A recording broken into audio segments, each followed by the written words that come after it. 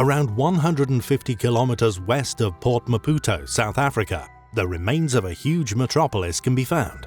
An ancient site measuring an astonishing 1,500 square kilometers in size, suspected by some to in fact once have been part of an even larger civilization, estimated by some to have been around 10,000 square kilometers in size, and constructed 160,000 to 200,000 years ago.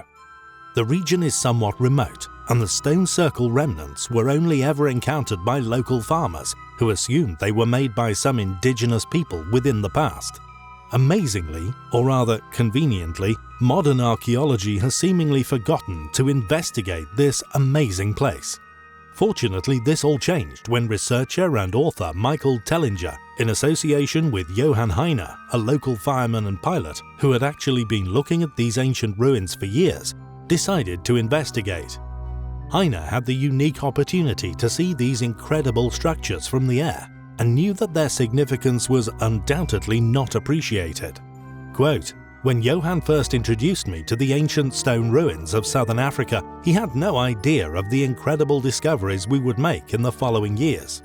The photographs, artifacts, and evidence we accumulated all point towards a lost civilization that precede all others, not for a few hundred years or a few thousand, but many thousands of years." End quote. According to Tellinger, these discoveries are so incredible that they will require a complete paradigm shift in how we view our human history.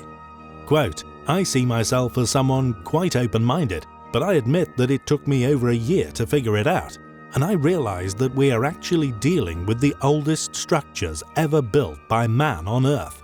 We have been taught that no ancient civilization of significance ever existed within South Africa. Powerful civilizations all emerged in Sumeria and Egypt and other places," Michael Tellinger stated.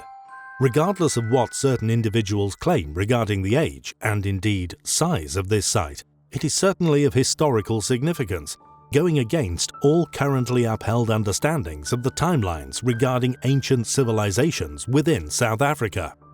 As Dan Eden from ViewZone put it, quote, "I would suggest that the Sumerian story was given as a base metaphor for actual ancient cataclysms that caused the diminished planetary resonance and a spiritual injury to the psychoacoustic field of human consciousness." He continued, "The tablets of Sumer describe the Anunnaki as a race of extraterrestrial beings who enslaved humanity for the purpose of exploiting our gold for protective use in the atmosphere of their home planet.